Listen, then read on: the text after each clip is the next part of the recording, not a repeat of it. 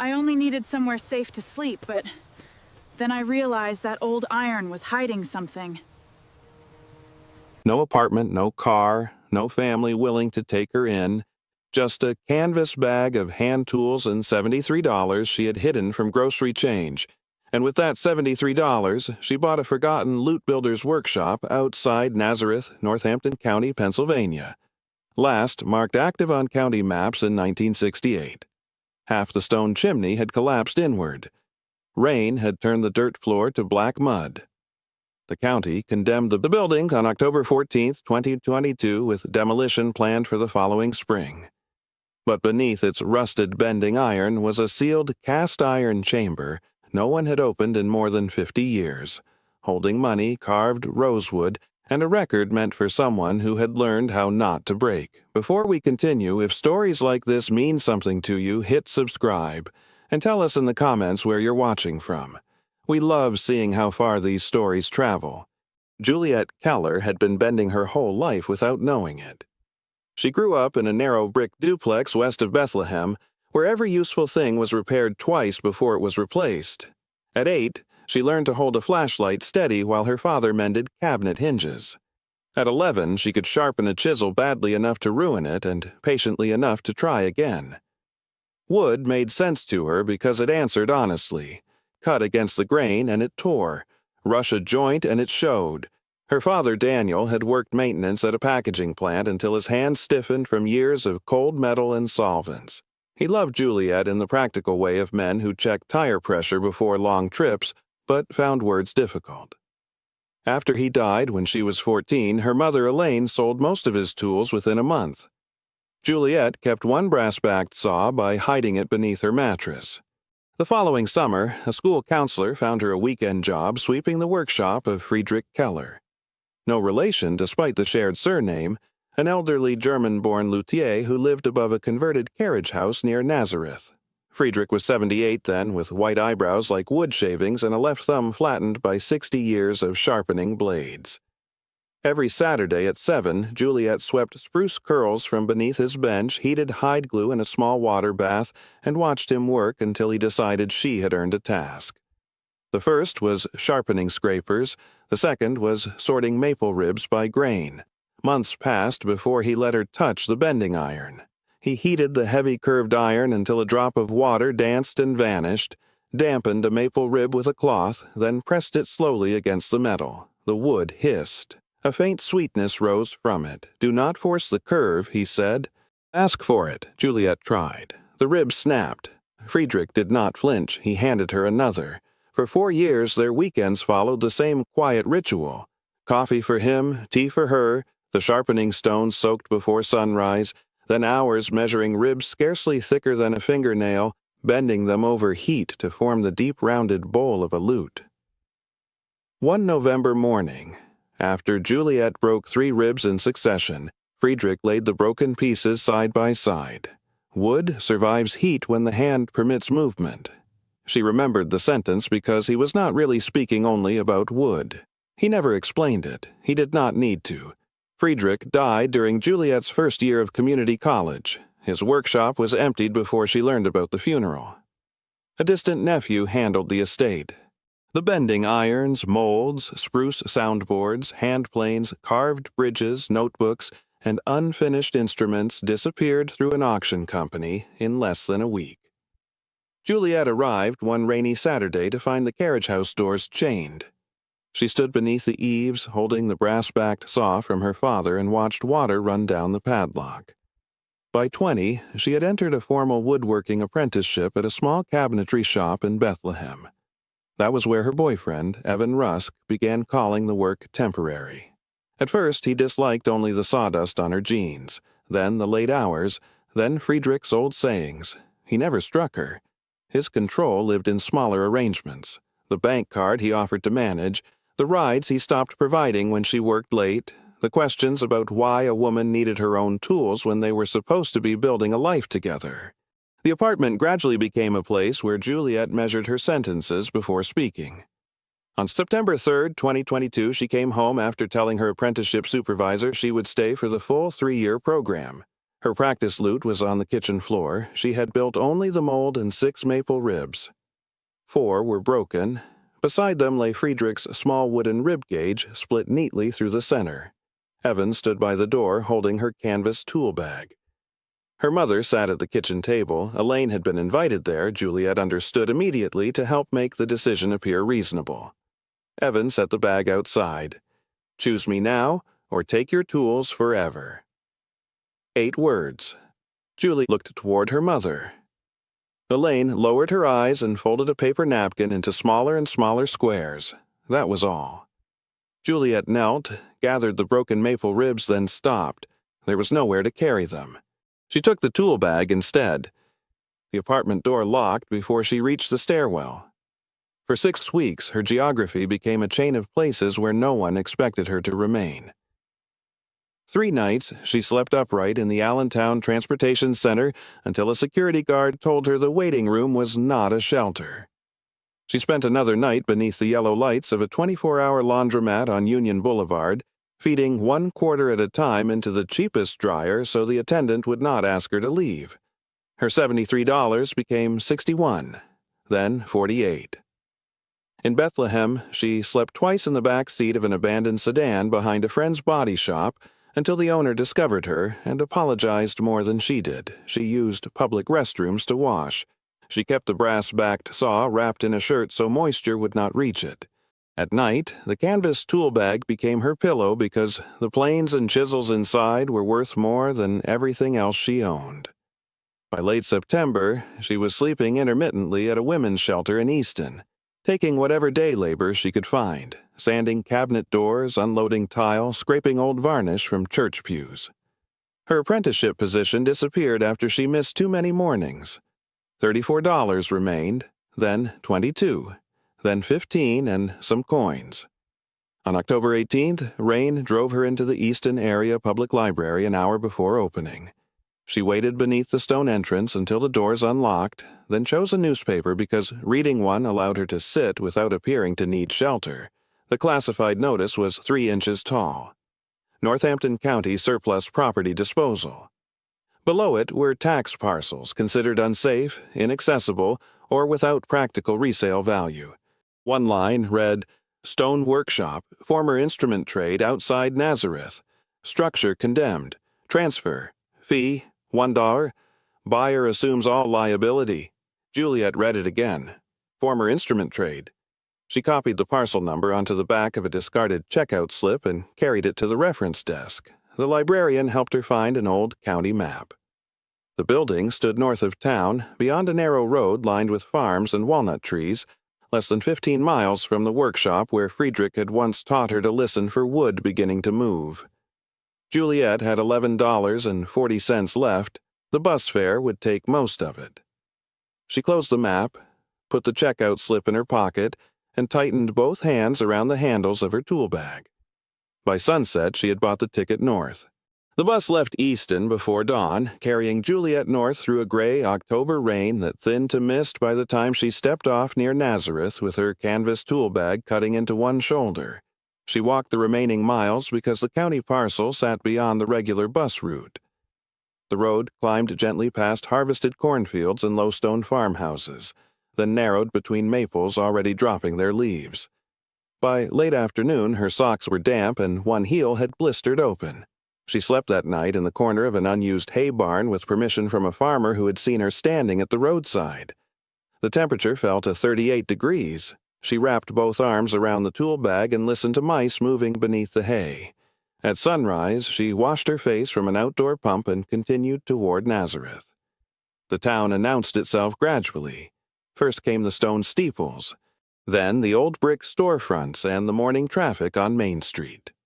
Juliet passed Nazareth Hardware with galvanized buckets hanging beneath its awning, the Nazareth Diner breathing bacon smoke through a roof vent, Schmidt's Bakery with its windows fogged from ovens, a narrow shop called Heller's Shoe Repair, and the Whitefield House Museum grounds where wet leaves had gathered against the fence.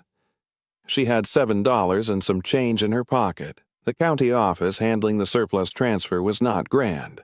It occupied part of a municipal annex with beige walls, fluorescent lights, and a plastic rack filled with property tax forms.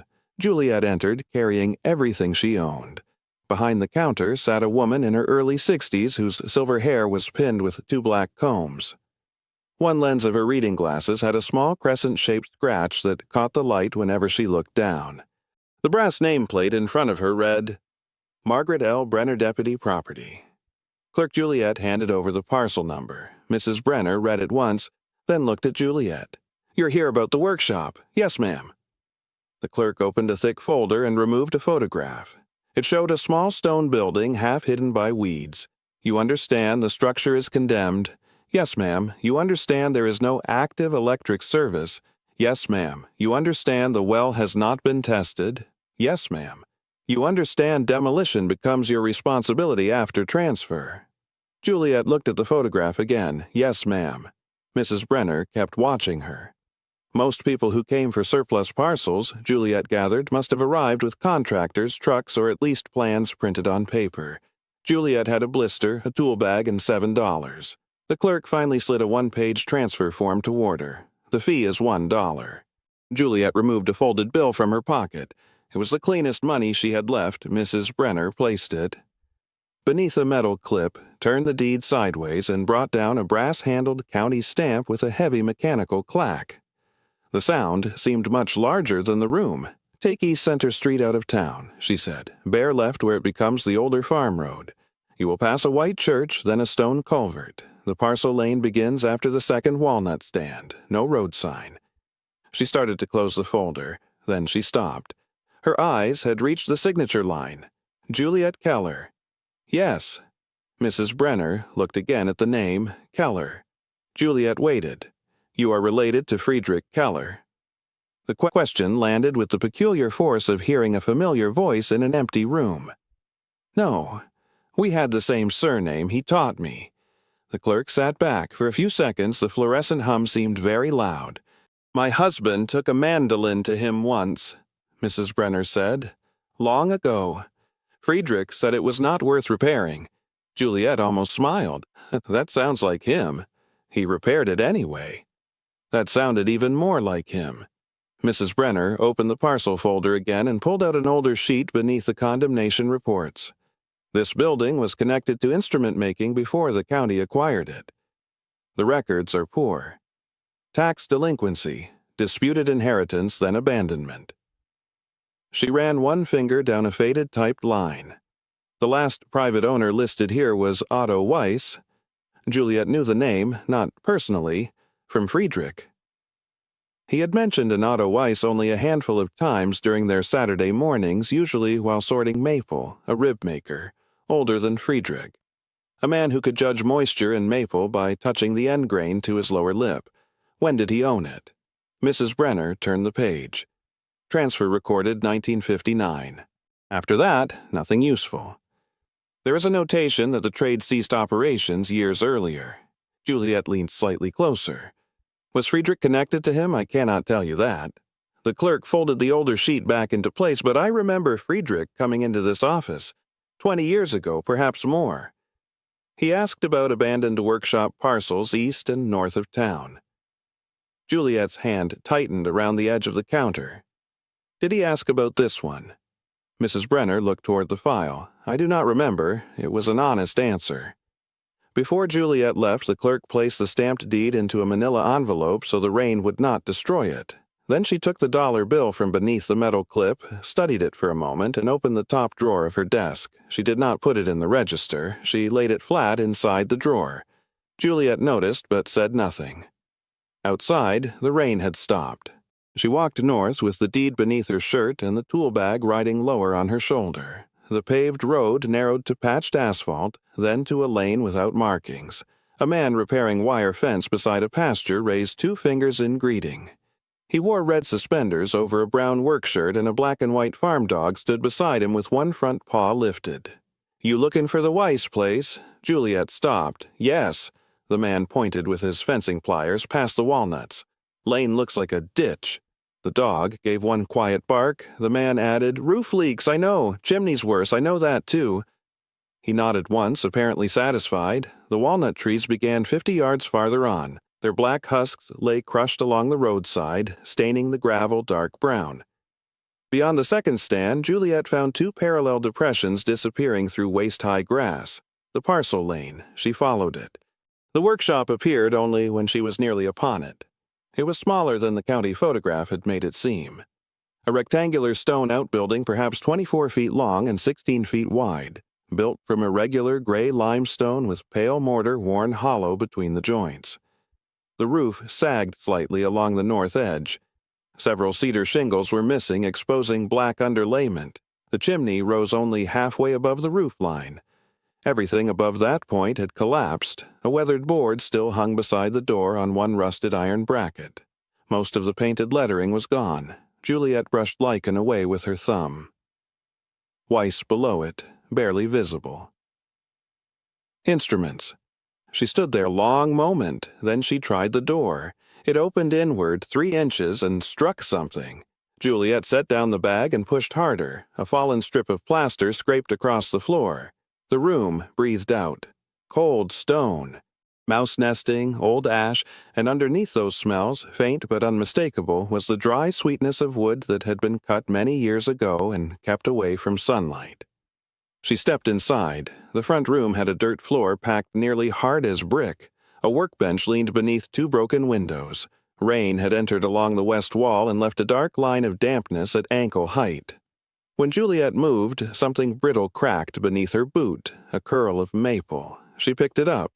It was narrow, pale, and so old that it broke when she bent it between 2 fingers. The back room was smaller. There she found the remains of the trade, not instruments, only their shadows, a rack with empty slots, a wall marked by the outlines of missing tools, wooden pegs driven into stone mortar, and near the chimney a heavy iron bending apparatus bolted to a low masonry base.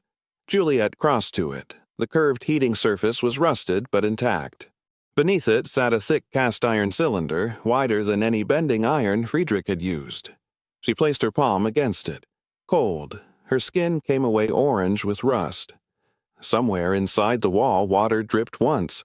Then again, by evening, the building had grown dark enough that Juliet could no longer distinguish corners. She had no lamp. She ate half a bread roll saved from the morning and drank water from the bottle the farmer had filled for her. Then she cleared broken plaster from a dry patch of floor in the back room. The tool bag became her pillow again. She lay in her coat with the deed folded inside it. Wind moved through the broken window and passed across the room with a low, hollow note. Not quite a whistle, almost a tone. Juliet listened until she could tell where it changed pitch. The roof leaked in 3 places. The chimney might still collapse. The well might be bad. She owned no blanket, no stove fuel, and almost no money, but no one could lock this door against her. Outside, walnuts dropped intermittently through the branches and struck the ground with soft, deliberate thuds. Inside, Juliet placed one hand on the canvas bag beside her and closed her eyes. Music requires bending under heat without breaking. Juliet spent the first 3 days making the place habitable enough to keep learning what was wrong with it. The well stood 30 yards behind the workshop beneath a leaning pump handle. She drew 6 cloudy buckets before the water ran clear, then boiled every cup she drank. The outhouse had lost one hinge and leaned toward a sumac thicket, but the pit was dry and the roof held. By the 3rd night she knew which floorboards in the back room creaked beneath a careful step, though most of the front room was still packed dirt. One board, near the west wall, gave a low complaint. Another, beside the old bench, answered with a sharp wooden click. The building was beginning to have a language. On the 4th morning she walked into town carrying a list folded inside her coat. Nazareth hardware smelled of machine oil, burlap, dust, and the faint mineral odor of galvanized metal. Narrow aisles ran between shelves that seemed older than Juliet. Behind the counter stood a broad man in his late 60s with one eyebrow divided by a white scar. His name was Amos Reel. He read her list without speaking. Workshop north of town? Yes, the Weiss place. Juliet nodded. Amos set the paper down. You have money? Some though this was generous. She had $4.86. He looked at her coat, then at the canvas tool bag. What can you pay today? Not much. Amos pulled a small ledger from beneath the counter. I can open 30 days. Juliet stared at him. I may not have it in 30, then pay what you have when you have it. That is not a very safe account. No, he said, it isn't. He wrote Juliet Keller across one line. From beneath the register, he added a stained paperback titled Home Repair for Rural Buildings Revised Edition, its spine held together with gray tape. Free, he said. Nobody buys books after getting roofs. Her first purchases were exact because they had to be. A chimney brush for $6.75, 50 feet of polypropylene rope for $3.20, 2 stovepipe elbows at $2.40 each, a pound of masonry nails for $1.15, and a used galvanized bucket marked $1 in grease pencil. Amos entered everything into the ledger. Juliet carried the supplies home. The chimney came first. She did not climb onto the roof immediately. The remaining stack was too unstable, so she worked from below, removing the rusted stovepipe and laying canvas beneath the flue opening. She tied the round wire brush to the rope, fed it upward as far as she could, then went outside, climbed a ladder borrowed from the fence-mending neighbor, and lowered a second line from the broken chimney crown. For 5 hours, she pulled the brush through the flue, up, down dot quarter turn again. Creosote fell in brittle black scales, then in thick soot that smelled bitter and oily enough to coat her tongue. Twice, the brush snagged. The second time, she had to lie across the roof with one arm inside the fractured chimney to free it from a displaced brick. By late afternoon, nearly 2 buckets of debris stood beside the wall. She held a mirror beneath the flue. A narrow circle of daylight appeared above. Not clean, open. That was enough for a test. She repaired the loose stovepipe joint with furnace cement. Amos had added to the account without mentioning it, waited until the next morning for it to set, then built the smallest fire she could manage, 3 curls of dry maple, 2 split pieces of walnut gathered from deadfall. 1 match the flame caught. For several seconds, smoke rolled uncertainly beneath the stove lid. Then the chimney warmed. The smoke lifted. Juliet stood perfectly still while the draft strengthened and the fire changed from orange hesitation to a steady inward pull. She placed a dented saucepan over it and boiled potatoes with salt. Her first hot meal in the workshop cost perhaps 20 cents. She ate, sitting on an overturned grate, watching steam rise from the pan into a room that no longer felt entirely abandoned. Afterward, she began examining the workroom properly. The old front bench was beech, its edge scarred by blades and clamp screws. Beneath it lay a wooden mold shaped like half a pear, cracked at one end but still marked with pencil center lines.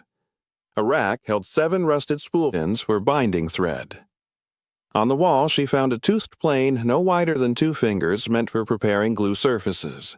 There was also a bending strap made from spring steel, a bundle of spruce strips tied with cotton cord, a small brass thickness gauge frozen at 3 millimeters, 2 rib templates cut from tin, and above the bench a shallow drawer containing curls of wood so thin they lifted when she breathed over them. Nothing valuable, everything meaningful. Juliet cleaned each object without trying to restore it. The bending apparatus near the chimney bothered her. Friedrich's irons had been simple. A heated metal body, sometimes electric, sometimes fired from below, with a curved surface against which dampened ribs could be persuaded into shape. This one was heavier. The cast iron base rose almost 18 inches from the masonry plinth. Its cylindrical body had a seam around the lower third and 4 square-headed bolts blackened with age. Juliet struck it lightly with the wooden handle of a chisel. The upper section rang dense and flat. The lower section answered differently. Hollow, she struck it again. Same result. She crouched. There was no door, no ash cleanout, no visible reason for the base to be hollow. She pushed against the cylinder. It did not move. The next morning, she returned with the bathroom scale Amos had loaned her from a storeroom. The top bending assembly could be separated from the base after she soaked the bolts in penetrating oil and worked them loose 1/8 turn at a time. The removable upper section weighed 43 pounds. The lower cylinder, according to the old scale and the leverage of a timber pry, behaved far heavier than its dimensions suggested. Not merely iron, something inside. Juliet ran her fingertips around the seam. At the rear, hidden against the masonry, she found 3 old slotted screws packed with soot. She removed them. Nothing opened. She cleaned the rim with a wire brush. Beneath a collar of rust was a circular cedar disc fitted inside the cast iron like a false bottom. Cedar. That made no sense beside heat, unless the fire had never reached it. She smelled the wood after scraping away the soot, dry, resinous, preserved. Juliet sat back on her heels. For the rest of that afternoon, she left it alone. She repaired the outhouse hinge, she boiled water, she swept the bench. Only after sunset, when the wind began moving through the walnuts, did she return with a narrow pry knife. She worked around the cedar disc slowly. The edge lifted less than 1/16 of an inch. She stopped, worked another section, stopped again. It took nearly 40 minutes before the disc loosened enough to raise by hand. Cold air came out of the cavity.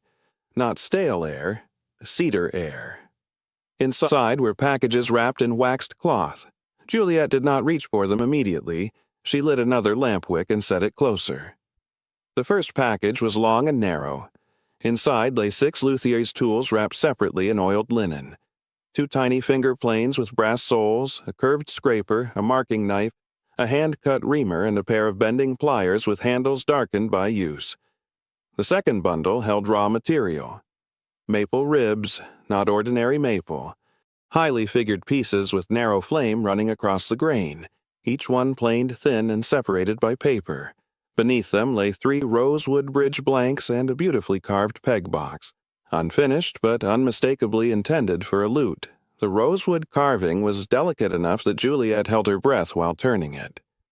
A vine emerged from the throat and divided into 2 leaves. One leaf was complete, the other had only been drawn in pencil. Beneath the carving sat a stitched diary. Its pages were filled with measurements, body proportions, string lengths, bracing positions. Notes on maple moisture, numbers beside temperatures. Acoustic formulas written in a careful hand Juliet did not yet recognize. At the bottom was a tin box. She lifted it out with both hands, heavy. The lid had been tied shut with waxed cord. Juliet cut the knot, not the cord. Inside were paper packets and cloth rolls. Money appeared gradually. Old bills folded flat. Silver coins stacked in paper tubes. Gold pieces wrapped one by one. She counted once and did not trust herself. Then she counted again. The bills came first. The coins took longer. $20 St. Gaudens pieces, $10 Indian head eagles, Morgan silver dollars, Walking Liberty, $half. She wrote each amount on the back of an old hardware receipt, checking every stack before moving it from left to right. The total was $33,500. Exactly. Juliet sat on the dirt floor. Her hands remained on her knees. She had never seen that much money represented by anything she could touch. The numbers seemed less believable than the weight. At the bottom of the tin box, beneath the last cloth roll, lay 1 military medal on a faded ribbon, a purple heart. The reverse had been engraved H. Weiss S. 1944 beside it was an envelope. The paper had yellowed. Her name was not written on it. No name was. Only 4 words. For the one who opens, Juliet carried everything to the bench. She wrapped the coins again, returned the bills to their packets, laid the tools in a straight row, placed the carved rosewood peg box beside the diary. Then she set the envelope apart. She did not open it. Not that night. There were actions too large to perform merely because darkness had arrived. She built a small fire, ate nothing, and checked the door latch twice. Then she carried her coat outside. Beyond the walnut trees, runoff from the previous week's rain had filled the low creek. Moonlight caught the moving surface between branches. Juliet stood on the bank until her hands became cold. $33,500 waited inside a condemned workshop she had bought for $1. So did a dead man's medal. So did a letter addressed to whoever had been patient enough to find it. The creek continued moving. It asked nothing from her. She watched water bend around one dark stone, divide cleanly, and join itself again downstream. Music requires bending under heat without breaking. Morning entered the workshop through the broken west window and laid a pale rectangle across the envelope. Juliet boiled water before touching it. Only when the cup had stopped steaming did she sit at the beach bench and turn the paper over. The handwriting on the front had seemed unfamiliar in lamplight. In daylight, the long descending strokes and narrow capital letters changed everything. She had seen that hand on hundreds of scraps, measurements beside molds, sharpening angles, one-line corrections left beside her Saturday work. Friedrich. Juliet opened the envelope along an edge already softened by age. Inside were 5 closely written pages. She began, "My dear one, whoever you are. If you have opened the iron, then you have done what I could not bring myself to do, while its keeper was alive, and what I promised afterward I would leave for another pair of hands." In March of 1989, Dr. Samuel Brenner at St. Luke's Hospital in Bethlehem told me I had pulmonary fibrosis. He was kind enough not to decorate the truth. He said my lungs would narrow slowly, and that I should settle whatever work I had mistaken for permanent. This shop belonged first to Matthias Weiss, born 1842 near Mainz, who came to Pennsylvania in 1867 and made violin fittings before turning to lutes. His son, Johannes, born here in 1871, carried the trade into the next century. Johannes taught his daughter, Anna Weiss, born 1878, who cut roses and bent ribs when customers still believed such work belonged only to men. Anna's son, Otto, born 1904 in Nazareth, was the last Weiss to keep this room as a full working shop. The trade closed on October 3, 1956. After that came more than 30 years of silence. Otto's elder brother, Heinrich Weiss, served with the United States Army and was killed in France in 1944. The metal in the box was returned to the family. Otto could not bear to display it, nor could he throw it into a drawer where ordinary things disappear.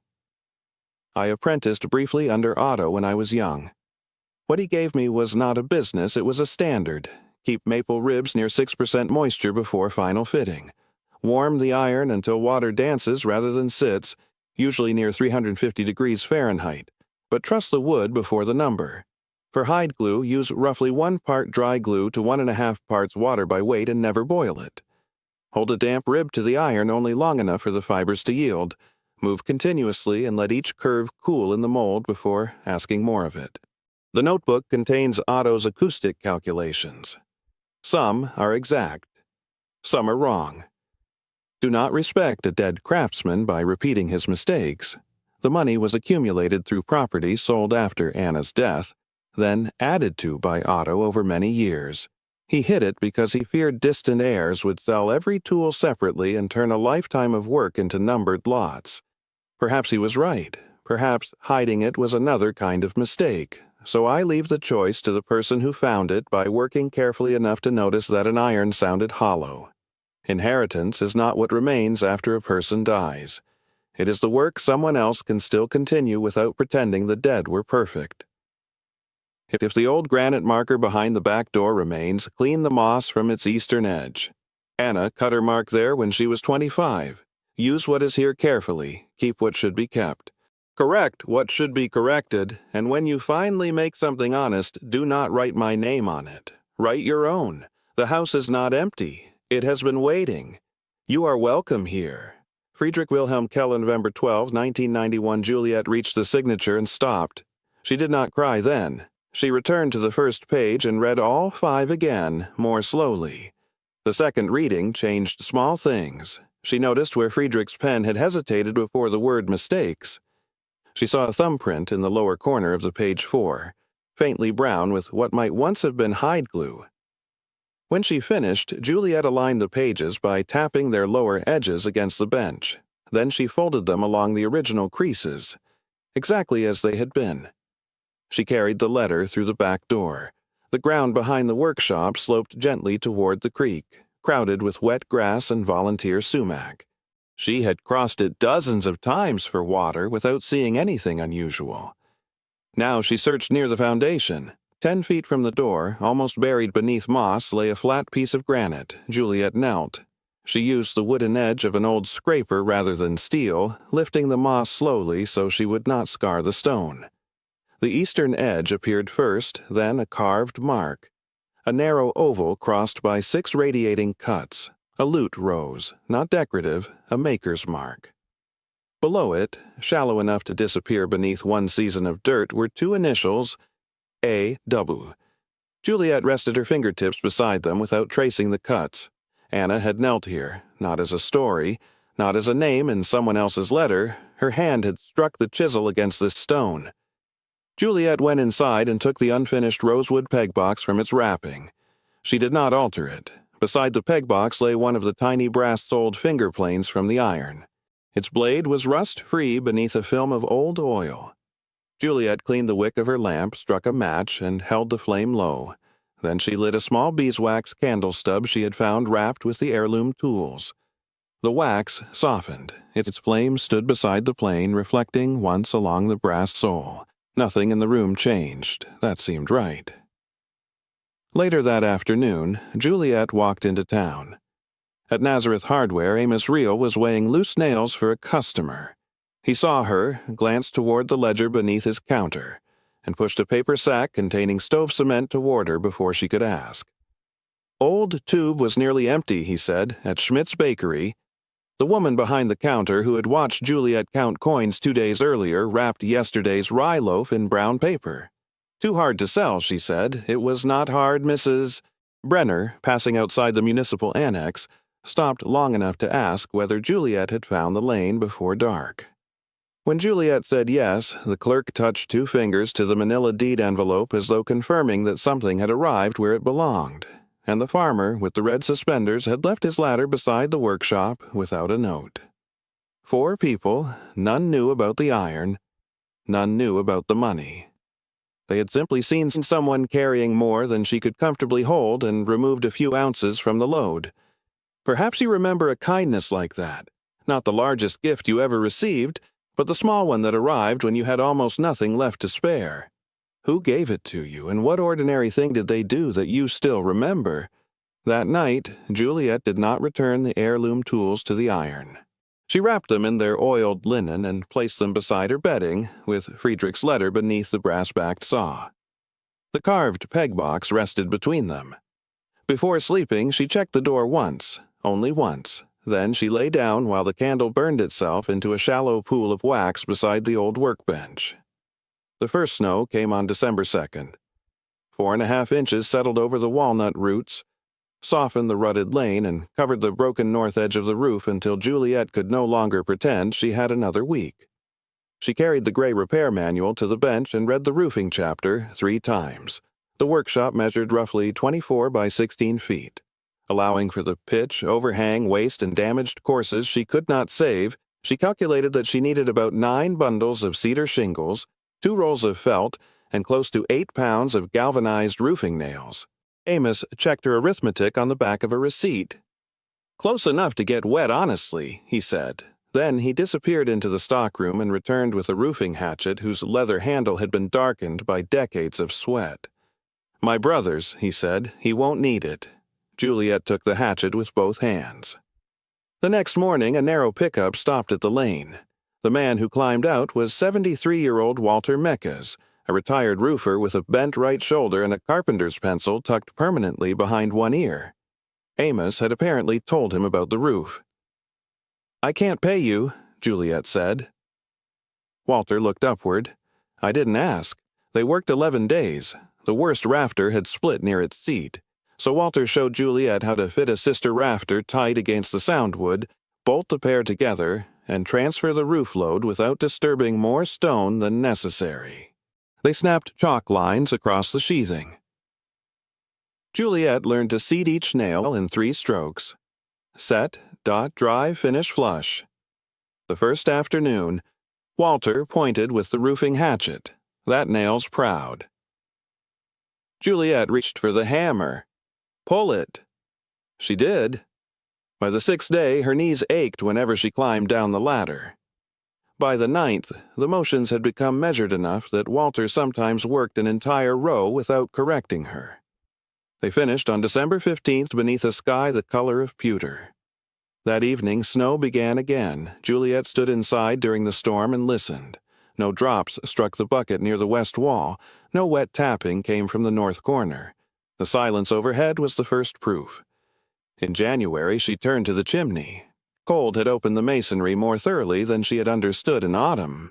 Several bricks had spalled at the faces, leaving rough red cavities, and old mortar crumbled between her fingertips into pale powder. Walter refused to let her rebuild with modern hard cement.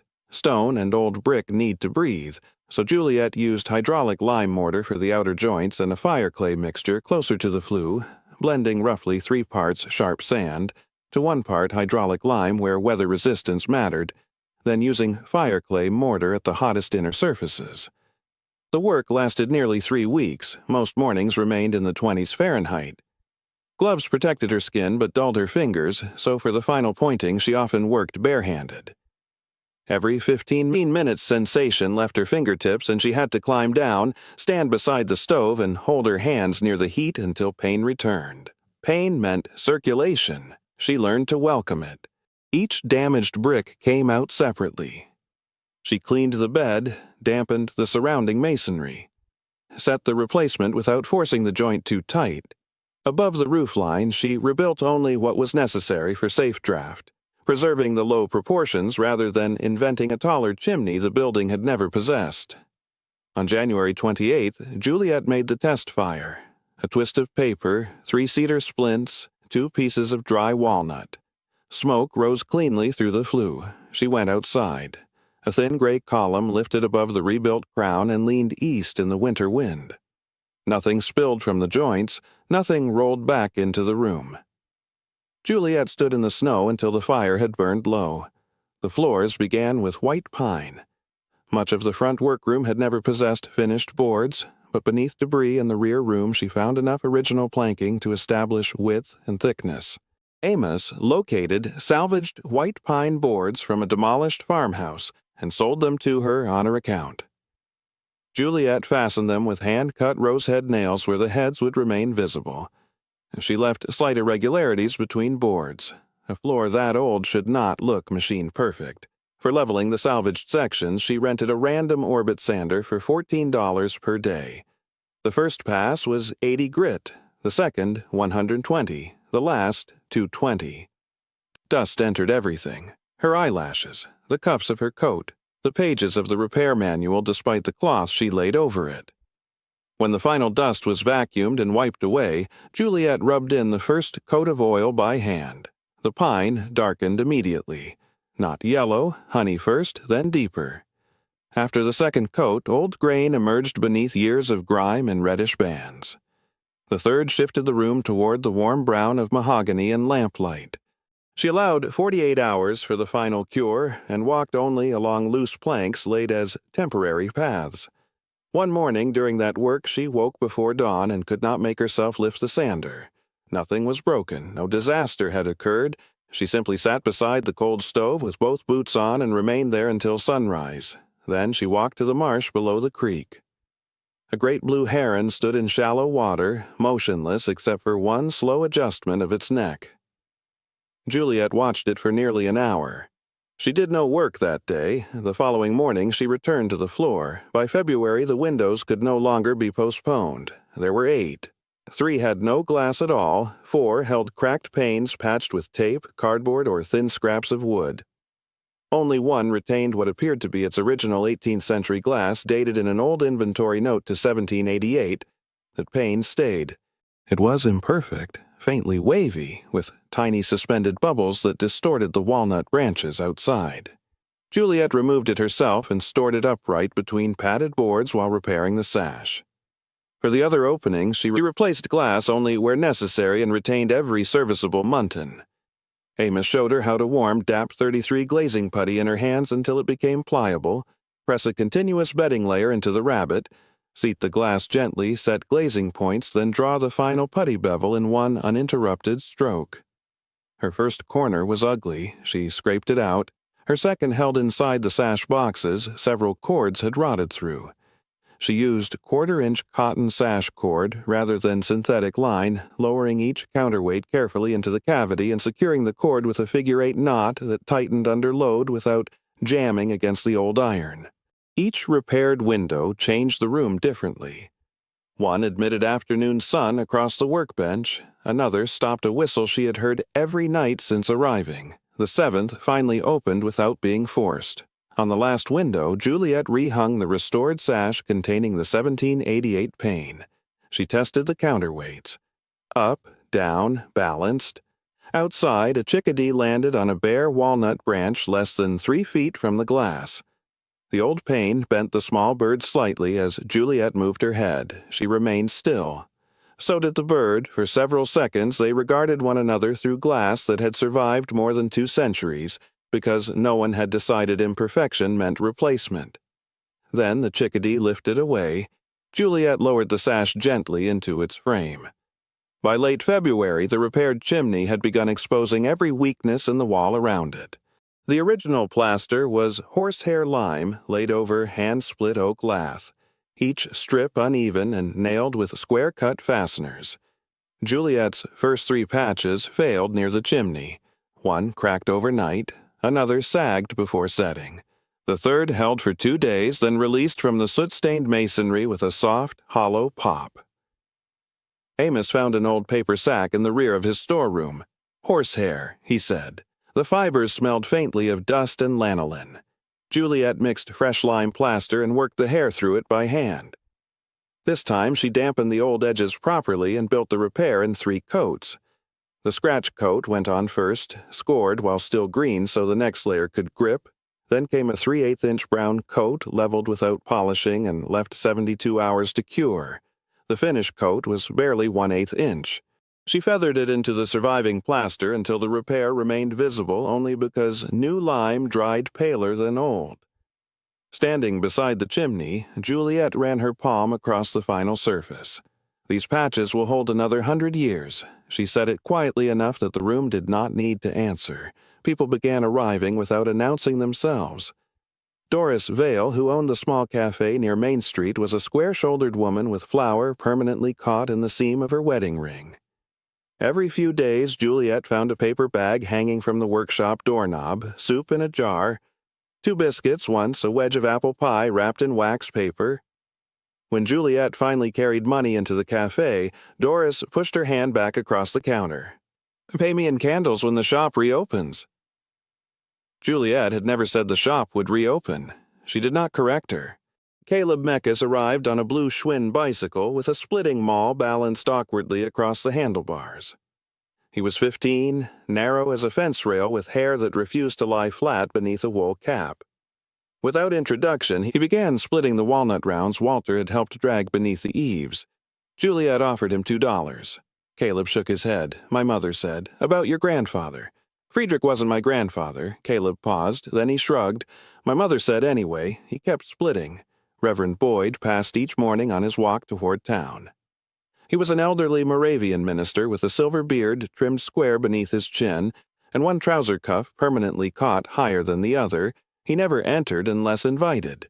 He simply tipped his hat when Juliet was outside.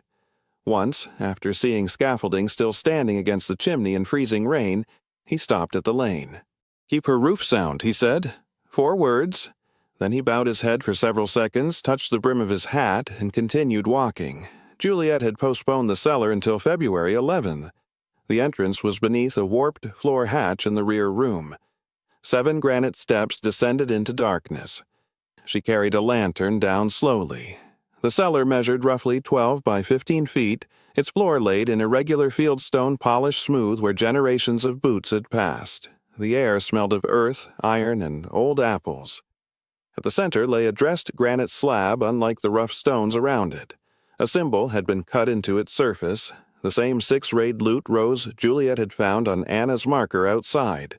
She swept dirt from the edges. The slab appeared fitted, possibly movable. Juliet did not lift it. Some discoveries could wait until there was a reason stronger than curiosity. On the way upstairs, she noticed a dark shape beneath the 3rd granite step. A small oak box had been wedged deep into the recess. She worked it free. Inside lay a brass key.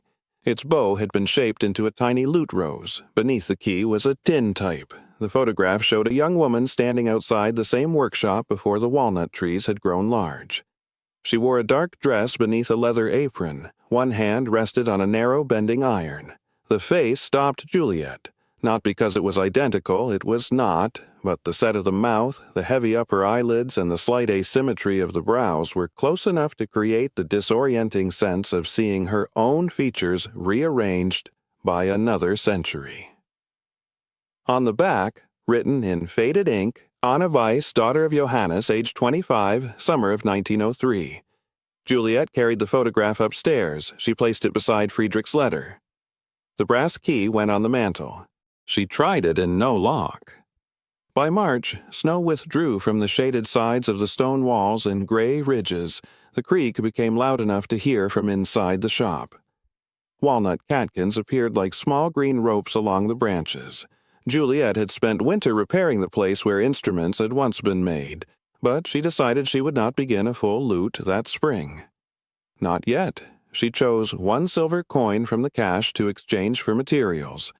No more. With it she bought narrow maple offcuts, cheap spruce, hide glue, and enough binding stock to ruin without fear. She practiced bends on small samples, some scorched, some cracked, a few held.